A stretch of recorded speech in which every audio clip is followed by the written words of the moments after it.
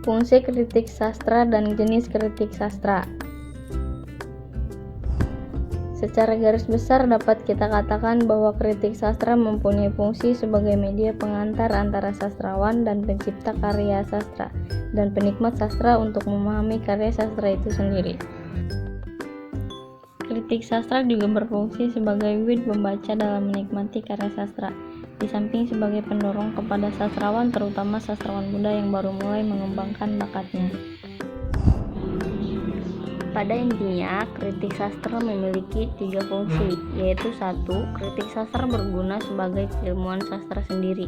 2. Kritik sastra berguna sebagai perkembangan kesusastraan. 3.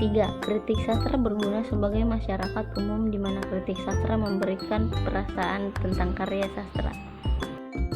Untuk memenuhi fungsi kritik sastra, beberapa syarat yang harus diperhatikan antara lain: 1. Harus berupaya membangun dan menaikkan tingkat kehidupan sastra. 2. Dijalankan secara objektif tanpa prasangka, dalam arti dengan jujur mengatakan yang mana yang baik dan yang mana yang buruk. 3. Mampu memperbaiki cara berpikir, cara hidup, dan cara berkarya seorang sastrawan. 4. Dapat menyesuaikan diri dengan lingkup kebudayaan dan aturan nilai yang berlaku, serta memiliki rasa cinta dan tanggung jawab terhadap pembinaan kebudayaan dan aturan nilai yang benar. Kesimpulannya, fungsi kritik sastra adalah untuk menentukan nilai baik dan atau nilai tidak baik terhadap suatu karya sastra dengan menafsirkan, menguraikan, dan memberikan penilaian sesuai dengan hakikat sastra, unsur-unsur sastra, dan unsur-unsur lain di luar sastra. Selanjutnya adalah jenis-jenis kritik sastra. Menurut bentuknya, terdapat 2 bentuk kritik sastra, yaitu theoretical criticism atau kritik teoretis dan applied criticism atau kritik terapan. Yang pertama, kritik teoretis adalah sebuah bentuk dari kritik sastra yang berupaya mengaplikasikan kriteria-kriteria tertentu untuk memberi penilaian karya sastra beserta pengarangnya. Kritik teoretis berusaha menerapkan prinsip-prinsip umum, menetapkan suatu pengangkat istilah yang saling terkait, perbedaan-perbedaan, kategori-kategori untuk diterapkan pada pertimbangan dan interpretasi karya sastra. Yang kedua, kritik terapan berupaya menerapkan teori sastra berdasarkan keperluannya.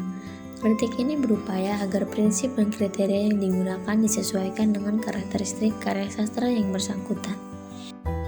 Menurut pelaksanaannya terdapat 3 jenis kritik sastra, yaitu: yang pertama, kritik judisial adalah kritik sastra yang berupaya menganalisis dan menerangkan efek-efek karya sastra berdasarkan pokoknya, organisasinya, teknik, serta gayanya, dan berdasarkan pertimbangan-pertimbangan individual kritikus atas dasar yang umum tentang kehebatan dan keluarbiasaan. Yang kedua, kritik impresionistik adalah kritik sastra yang berupaya mendeskripsikan dengan kata-kata sifat yang terasa dalam berdasarkan kesan-kesan atau tanggapan-tanggapan, biasa disebut impresi, kritikus yang ditimbulkan secara langsung oleh karya sastra. Yang ketiga, kritik induktif adalah kritik sastra yang menguraikan bagian-bagian karya sastra berdasarkan fenomena-fenomena yang ada secara objektif. Menurut pendekatannya, karya sastra ada 4 jenis kritik sastra. Yang pertama, kritik mimetik. Menurut Abrams, kritikus pada jenis ini memandang karya sastra sebagai tiruan aspek-aspek alam.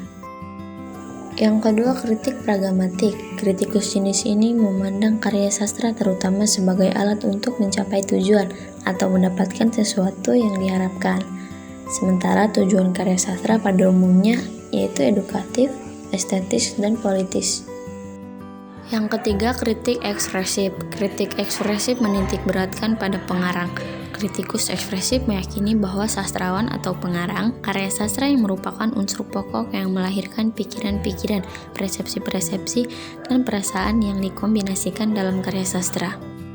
Yang keempat, kritik objektif. Kritikus jenis ini memandang karya sastra sebagai sesuatu yang mandiri, bebas terhadap sekitarnya, bebas dari penyair, pembaca, dan dunia sekitarnya. Jenis kritik sastra yaitu: yang pertama, kritik judisial adalah kritik sastra yang berupaya menganalisis dan menerangkan efek-efek karya sastra berdasarkan pokoknya, organisasinya, teknik, serta gayanya, dan berdasarkan pertimbangan-pertimbangan individual kritikus atas dasar yang umum tentang kehebatan dan keluarbiasaan. Yang kedua, kritik impresionistik adalah kritik sastra yang berupaya mendeskripsikan dengan kata-kata sifat yang terasa dalam berdasarkan kesan-kesan atau tanggapan-tanggapan, biasa disebut impresi, kritikus yang ditimbulkan secara langsung oleh karya sastra. Yang ketiga, kritik induktif adalah kritik sastra yang menguraikan bagian-bagian karya sastra berdasarkan fenomena-fenomena yang ada secara objektif. Menurut pendekatannya, karya sastra ada 4 jenis kritik sastra. Yang pertama, kritik mimetik. Menurut Abrams, kritikus pada jenis ini memandang karya sastra sebagai tiruan aspek-aspek alam. Yang kedua, kritik pragmatik. Kritikus jenis ini memandang karya sastra terutama sebagai alat untuk mencapai tujuan atau mendapatkan sesuatu yang diharapkan. Sementara tujuan karya sastra pada umumnya yaitu edukatif, estetis, dan politis. Yang ketiga, kritik ekspresif. Kritik ekspresif menitik beratkan pada pengarang. Kritikus ekspresif meyakini bahwa sastrawan atau pengarang karya sastra yang merupakan unsur pokok yang melahirkan pikiran-pikiran, persepsi-persepsi, dan perasaan yang dikombinasikan dalam karya sastra. Yang keempat, kritik objektif. Kritikus jenis ini memandang karya sastra sebagai sesuatu yang mandiri, bebas terhadap sekitarnya, bebas dari penyair, pembaca, dan dunia sekitarnya. Sekian penjelasan materi dari saya, kurang dan lebihnya mohon maaf.